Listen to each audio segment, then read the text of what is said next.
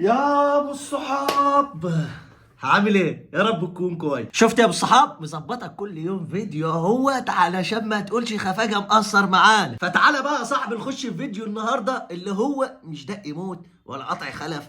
فيديو ما تعرفش مين بيودي على ايه. مدير فني الزمالك الجديد، وكابتن خالد الغندور بيلمح على رحيل زيزو، وكابتن احمد شوبير بيقول اللي فعلا الاهلي عمل مؤامره على الزمالك.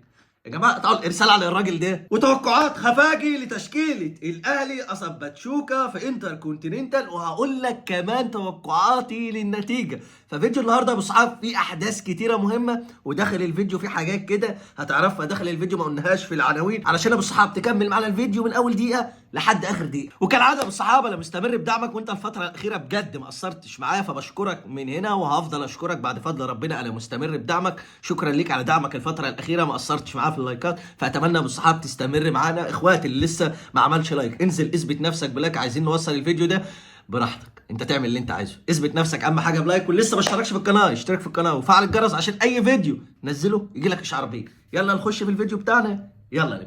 ونبدا باول موضوع معانا، المدير الفني للزمالك الجديد. مين يا خفاجه؟ هقول لك تحركات مجلس اداره نادي الزمالك في المدير الفني وكل حاجه، بس قبل ما نحكي كل ده في تصريح طلع ومنتشر يعني على الميديا ان جوزيه جوميز قبل ما يمشي يعني جاب لنادي الزمالك ازايز ميه في التمرين، واحنا بنسافر بره مثلا ما فيش ميه كان بيشتري من جيبه الخاص يعني ازايز ميه والكلام ده. حقيقه حصل يا خفاجه ولا لا؟ بالفعل حصل. وعلى فكره ابو صحاب مش هو لوحده، كان في لعيبه في نادي الزمالك بدون ذكر اسماء كانوا بيلموا من بعض، مثلا غرفه الملابس محتاجه حاجه فيها، كانوا بنلم من بعض يعني في اوقات كتير علشان نساعد نادي الزمالك. ويطلع كابتن حسين لبيب احنا بنغير الصوره الذهنيه.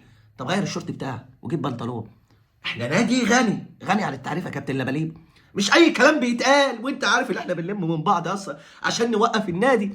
فالراجل مشي بسبب ان انت ما تديلوش المستحقات بتاعته، في الاخر جاي نلملم تاني من بعض. وخد بقى طب ما كمل اول يا كابتن حسين، رغم اختلاف الفنيا معاه في حاجات كتير، بس لا هو ماشي في توقيت. انا دلوقتي لايص اجيب صفقات منين؟ مين اللي هيجيب الصفقات زي المره اللي فاتت لما احنا جبنا 10 صفقات ما نجحش فيها حد اصلا، يعتبر اللي هو ناصر ماهر وبيتصاب وبيرجع. ففين يا كابتن حسين اللي الصوره الذهنيه بتتغير؟ ما قدمتش حاجه يا كابتن حسين من ساعه ما احنا اتعاقدنا مع كوكاكولا عشان اخواتنا في عز الدق، قلت لك والله انا مش سالك كده، انت مش جاي معايا سكه اصلا في اوقات كتير، ويقول لي انسحاب قصد الاهلي وحاجات. المهم في الاول والاخر مجلس اداره نادي الزمالك يا بالصحاب بيستقر دلوقتي ان احمد مجدي هيمسك مباراه المصري زي ما قلت لك، وجاب حازم امام، يلا بقى ونجيب ميدو ونقلبها خرابه بقى. انا مش عارف يعني ما علينا. طيب وبعد مباراه المصري يا خفاجه هنلعب بمين؟ يعني هيبقى مين المدير الفني؟ شكلنا الكابتن عبد الواحد هو اللي هيمرنا باين. لسه لحد دلوقتي يا ابو الصحاب، وزي ما قلت لك احنا ماشيين خطوه خطوه، في ناس بتتحرك في اجانب وفي ناس بتتحرك في مصريين، والمجلس مقسوم نصين، يقول لك نجيب اجنبي وواحد يقول لك يجيب مصري.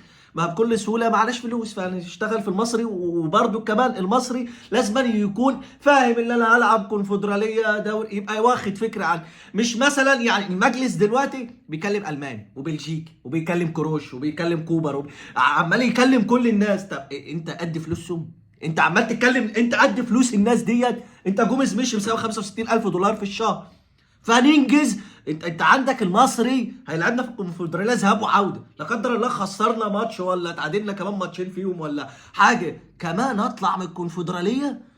صوت يا وليه. كابتن احمد شوبير بقى بالصحاب يسكت على الكلام اللي بيحصل في نادي الزمالك. تعالى نربط المواضيع ببعض علشان هو ما بيصدق يستنهج فرصه في نادي الزمالك وقاعد ومتربص. كان في ناس زي ما قلت لك عن الاهلي السبب، وتركي الشيخ هو اللي هرب جوميز، زي ما احنا قلنا في 5% من الكهربين وبتاع، كلام طلع. كابتن احمد شوبير يفوت الفرصه دي. تعالى اسمع قال ايه.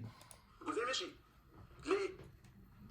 بدأ البعض يقول لك لا دي لعبه من النادي الاهلي. قسما بالله لو انه النادي الاهلي هو اللي مشى جوزيه جوميز بتاع الزمالك ده يبقى نادي عبقري.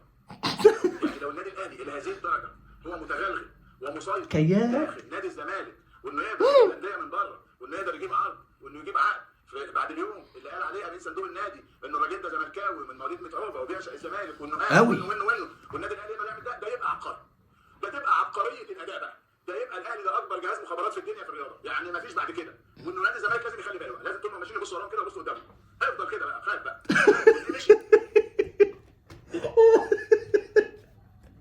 مشي في نفس الموجه بتاعتكم انتوا، الاهلي اللي عمل الرباطيه والاهلي مخابرات وهو اللي محرك كل الكلام ده. تعالى انا هبيلك بقى، خلي بالك بقى، بص وراك وقدامك، خلي بالك من بوكسرك، انا هرويشك، خلي بالك الاهلي غشيم قوي.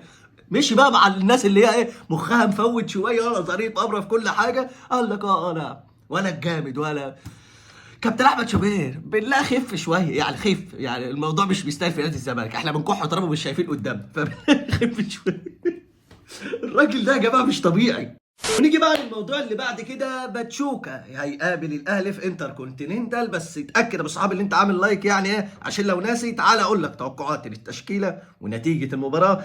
بس قبل ما نروح يعني ايه نتكلم في كل ده، كابتن رضا عبعال يعني امبارح كان بيتكلم يعني عن بوتافوجو وباتشوكا والكلام ده كله، قال شويه حاجات كده، ما تيجي نسمع. انا اتفرجت عليهم. الفرقه اللي هي بتاعت فوتوكوتو ده ولا اسمها ايه؟ فوتوكوتو دي كوتو فيش دي اللي جايين بيلعبوا للمنظره، عندهم الآن عاليه ان هي فرقه برازيليه وان هي بتلعب كوره والكلام ده. محلل. الفرقه الثانيه اللي هي كسبت باتشيكو دي، كسبت عشان ان هي مركزه قوي. باتشيكو ده المدرب اللي هيلعبها الاهلي باتشوكا.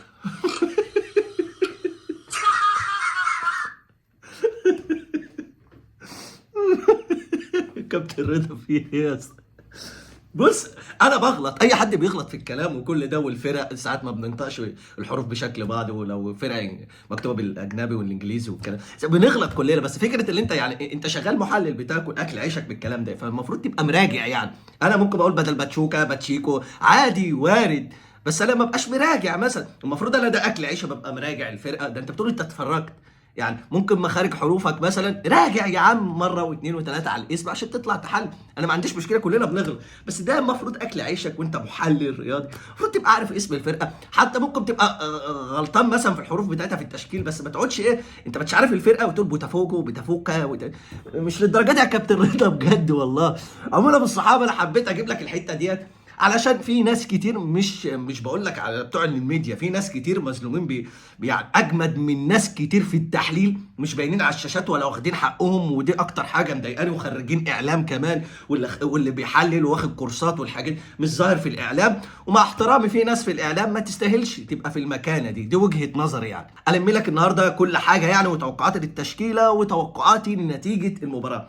في حراسه المرمى الشناوي، باك شمال يحيى عطيه الله، في الدفاع ربيعه ياسر، خالد عبد الفتاح هيبقى باك يمين وجهه نظر يعني، اكرم وبعد كده مروان وامام، ده خط الوسط، قدام الشحات وسام طاهر. دي توقعاتي لتشكيله الاهلي قصب باتشوكا في انتر كونتيننت بالظبط يا ابو الصحاب. يعني من كذا فيديو يعني قلت اللي الاهلي هيقابل ريال مدريد، يعني بكل بساطه انا متوقع ان الاهلي هيعدي المباراه دي، بس النتيجه هتبقى كام؟ من فرجتي للمباراه قصب بوتافوجو وباتشوكا، لا باتشوكا رخمه قوي في المرتدات، يعني انا متوقع انها هتسجل، يعني متوقع انها هتسجل، بس الاهلي ان شاء الله هيكسب.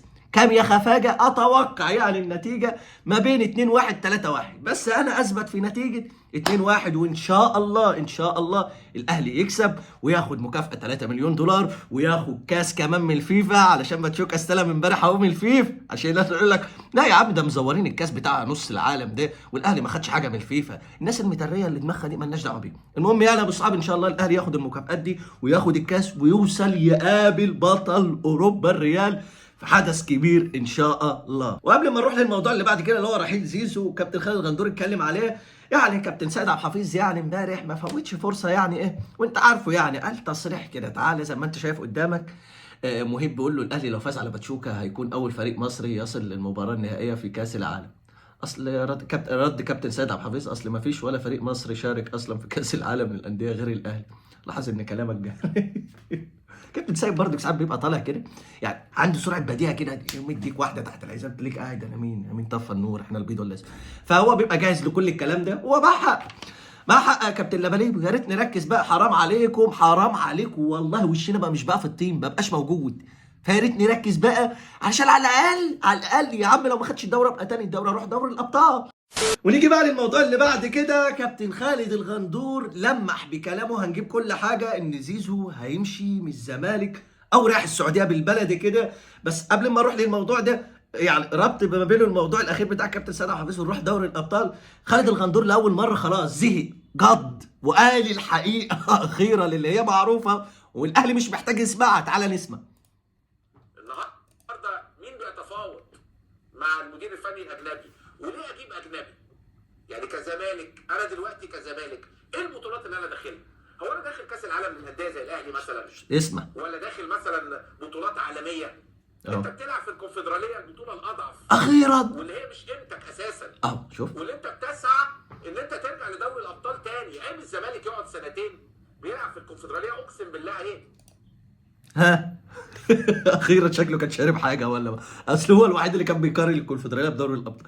فاخيرا اتمنى في الصواب ده كابتن خالد تثنيك تردده عشان الجمهور برضو يفتح مخه معانا ويبقى عارف ان احنا في البطوله الاضعف، ومهما حتى لو خدتها ومهما لو حتى خدت سوبر افريقي لا يقارن بدوري الابطال، علشان هي البطوله الاهم، هي اللي بتاهل لكاس العالم وانتر كونتيننتال، والمكافاه بتاعتها لا تقارن بالكونفدراليه ولا سوبر افريقي. فيا ريت تنوع على الكلام ده، وايوه كده يا كابتن خالد، ايوه كده صح معانا. المهم يا ابو الصحاب الرساله دي توصل لكل الناس، والفيديو ده عايزك تتفاعل معاه علشان بس الناس اللي هتطلع تقول لك انا اللي بطبل وبزمر ما كنت بقول الكلام ده، يبقى كابتن خالد بيطبل ويزمر بقى ولا ايه؟ ده كابتن تاريخ النادي الزمالك. فيا ريت بقى ايه نصحى ونشوف النادي الزمالك يقف ازاي ونحقق معاه ونرجع تاني زي الاول. احنا والله كنا كبار زمان، بس انت لينا عايشين على الماضي ونجيب متحف وبتاع ومش لاقيين الفرقه تاكل، عمالين نعمل شويه شو كده ولا عارفين ندفع للفريق ولا مدير فني ولا لعيبه، ونطلع نقول لك الاهلي وتركيا ونظريه مؤامره وكونفدراليه اقوى من السوبر، اي هطل وما يطلع على اللي مأجور. انا والله بوعيك ولا اكتر ولا اقل. كابتن خالد الغندوره بالصحاب نزل بوست زي ما انت شايف قدامك بيلمح ان فيه حد هيروح الدوري السعودي يعني من نادي الزمالك يعني. فبالعقل والمنطق كله ربط زيزو، اصل مين اللي هيروح؟ مين فرقه نادي الزمالك فيها حد اصلا؟ يعني مين؟ هو ناصر ماهر وعقده لسه ممتد وبيتصاب وبيرجع لسه يعني رجله ما اثبتش نفسه. فتوح لسه مجدد مع نادي الزمالك 4 سنين. عبد الله اخر سنه يعتبر يعني ما فيش حد في نادي الزمالك، فهو زيزو اللي عقده فري. فبيلمح ان زيزو هيمشي. فانا قلت لك من كام فيديو كده بالصحاب ان مجلس اداره نادي الزمالك كان فيه جلسه، والحمد لله الكلام ده اتحقق، وما بنطلع نقول لك المعلومه يعني بنكون واثقين منها ان والد زيزو استأمن الموضوع، ان كان في جلسه ونادي الزمالك اجل الجلسه او ما ردش عليه او طنش او ايا كان الاسباب، وابو زيزو طلع قال كان في جلسه يعني مش هنتحايل عليهم عشان نقعد. ففي جلسه بقى قريب لسه هتتحدد ما اعرفش امتى، في جلسه قريب هيحددوا الماليات بقى ان هاخد كام وانت كام، والموضوع ده هيرسى بقى ان زيزو ممكن يمشي في يناير، ان زيزو يجدد ويمشي او زيزو يجدد ويقعد على حسب الماليات اللي هتبقى في نادي الزمالك، واحنا شايفين الماليات طين يعني. فعموما يا ابو الصحاب انت ايه رايك في موضوع زيزو؟ يقعد مع نادي الزمالك ويكمل بالراتب المفروض ان نادي الزمالك يقدر عليه، ولا ندفع له مبالغ كبيره واحنا بنلعب في الكونفدراليه وكاس وحنكشه وكاس رابطه انت ايه رايك في الكومنتات عموما؟ انت مع رحيل زيزو ونستفاد ماليا، ولا زيزو يقعد ويكمل وندفع له ال 100 مليون؟ زيزو قامت ورابط في الرقم ده، وبالفعل ده اللي هيتعرض في الجلسه اللي جايه، وانا بقول لك وهنشوف الايام ما بين. فانت ايه رايك؟ زيزو يقعد مع نادي الزمالك ويكمل، ولا يمشي وتستفاد من وراه ماليا؟ وجهه نظرك في الكومنتات.